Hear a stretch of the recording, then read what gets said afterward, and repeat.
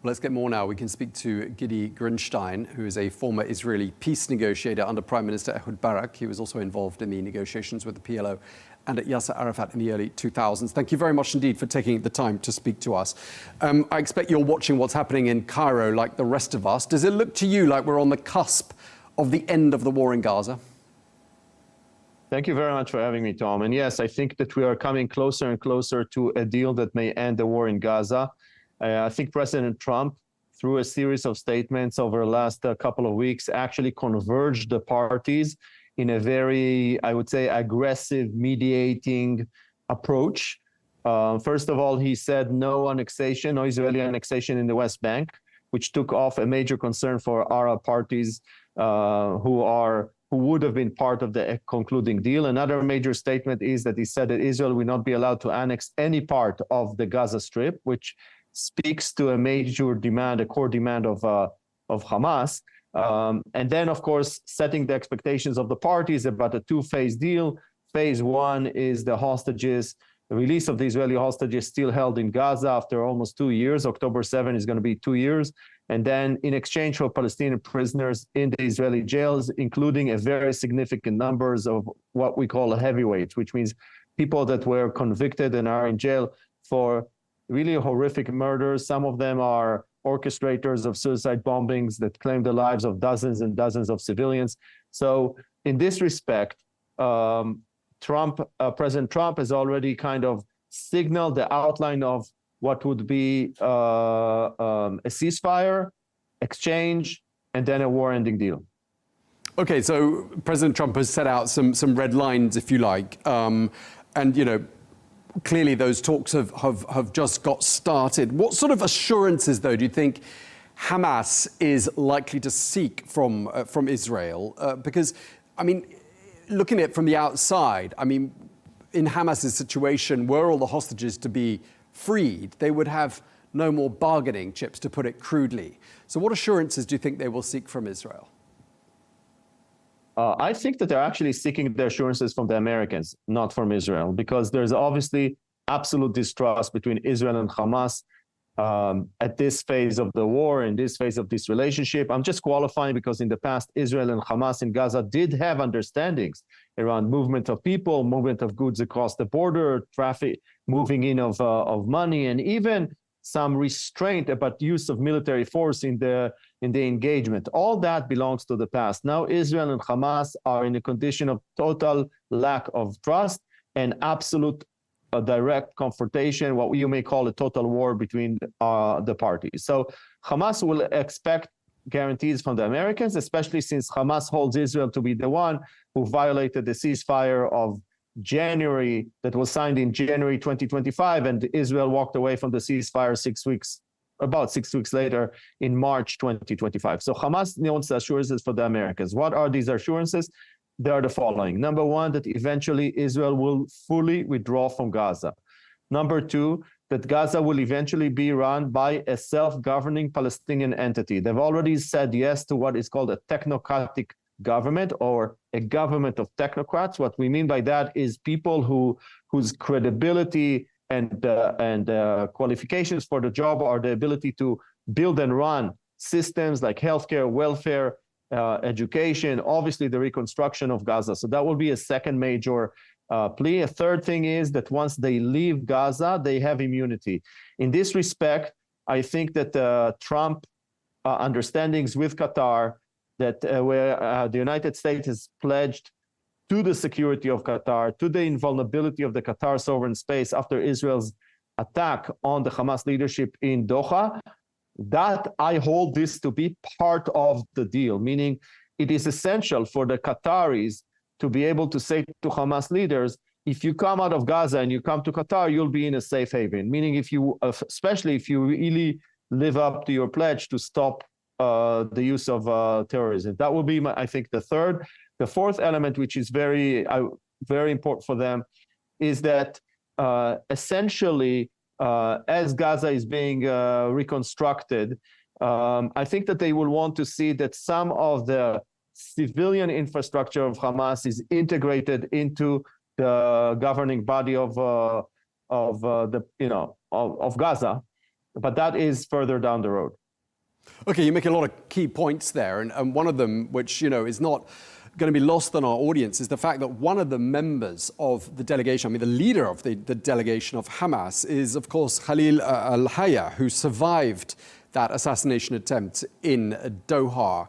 I mean, given the level of mistrust you were talking about, I mean, it's hard to imagine how they can achieve anything. But as you're saying, it's going to be very much down to the Americans to mediate between the two sides. Just with regards to that strike on Doha, do you think it was in some ways a catalyst to perhaps getting us to where we are today? Do you think that will go down in history as having been some sort of a turning point?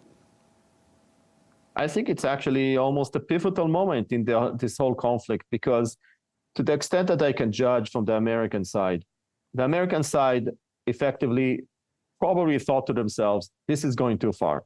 When two of our allies, as much as they have tension between them, when two of our allies are beginning to exchange blows, military blows, on Doha, which is nearby a US military base, this really disrupts the American order in the Middle East. The other thing that is of severe concern to the Americans is the fact that this strike came exactly at the time when Hamas was supposed to be convening in order to consider its response to the proposal of President Trump, which is probably not that different of what we're seeing right now. So basically, it was a major disruption to the process of negotiations and also to the stature of Qatar as one of the key mediators in this, in these efforts to end the war. So, and I think that the response of the Qataris was, I would say, quite remarkable. They got on a plane, they went to Washington, and within 36 hours, they were able to turn the table on Israel diplomatically, meaning Prime Minister Netanyahu, of course, he said that the strike in Doha was not coordinated with the Americans, but he did claim to have the backing of the United States. Meanwhile, 48 hours later, 72 hours later, President Trump is already meeting with Arab leaders and agreeing on a set of principles that will eventually play a pivotal, a very significant role in shaping Trump's 20-point plan. Obviously, after that, there was an Israeli diplomatic intervention during the UN General Assembly that pushed the 20 points of Trump, again, a little bit in the direction of Israel, or significantly in the direction of Israel, if you listen to our prime minister. But anyhow, the Qatari leadership was able to use the attack on Doha, first of all, to push the negotiations toward a deal significantly forward, and second, to extract from the Americans unprecedented pledges to the integrity of their sovereignty. And that's also a big achievement for them. So yes, in those two respects, I think it was pivotal. I think the Americans signaled to the Israelis, created for Israel a red line, which means you cannot attack even your worst enemies in the territory of our allies. This just cannot work for us as a superpower that tries to be the hegemonic power in the Middle East.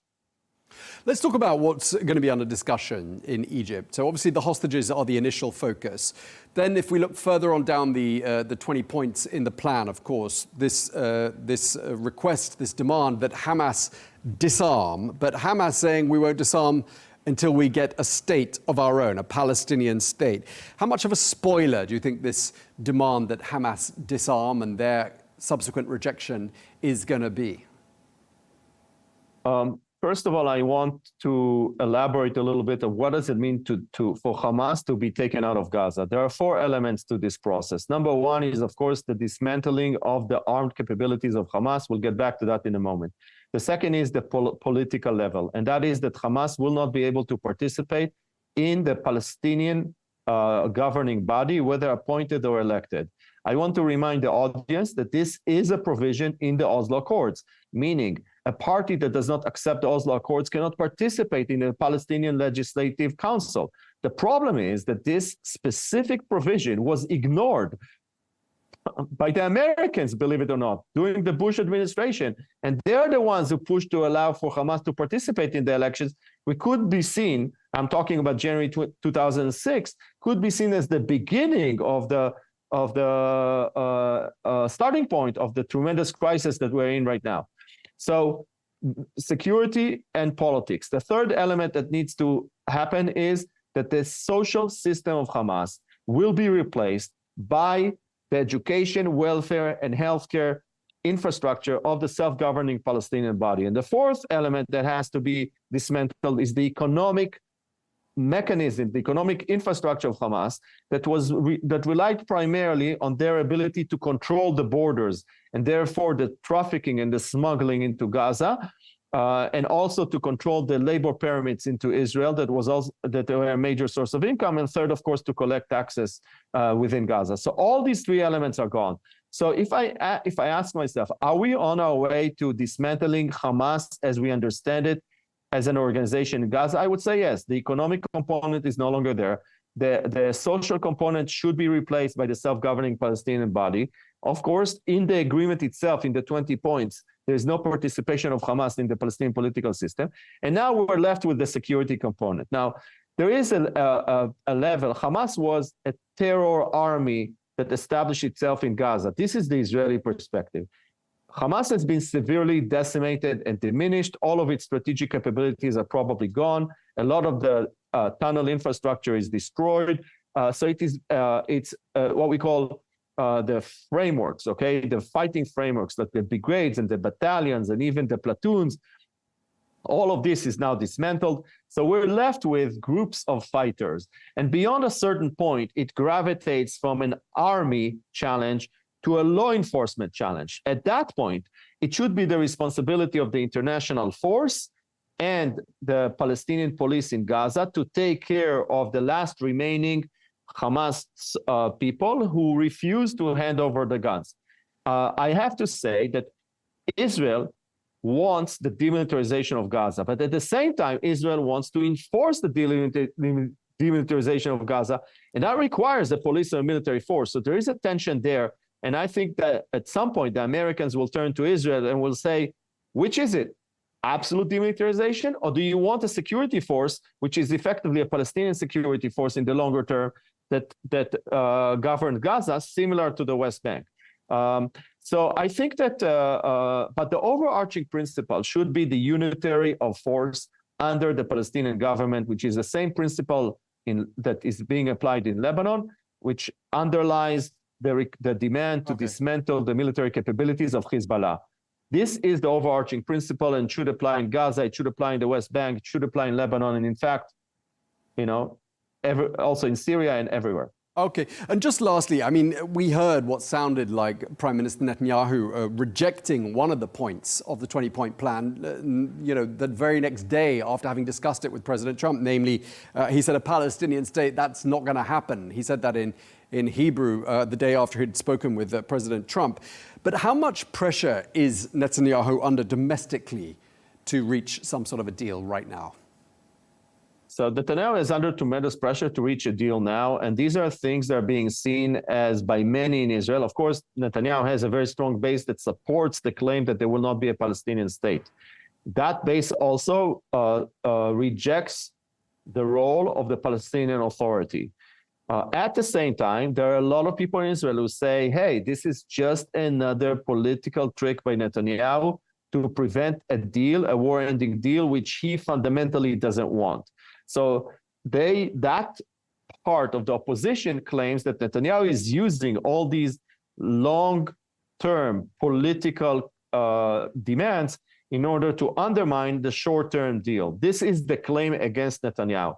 I think that what we have seen from President Trump is that President Trump, in this current proposal, effectively collapsed the near-term deal of hostages and prisoners and redeployment and realignment of the IDF in Gaza with the longer-term arrangements for the reconstruction of Gaza, for establishing a self-governing Palestinian entity, and just enough statements about the long-term vision, the permanent status of Gaza. The key statement that President Trump put in is that the Palestinians have the right to self-determination.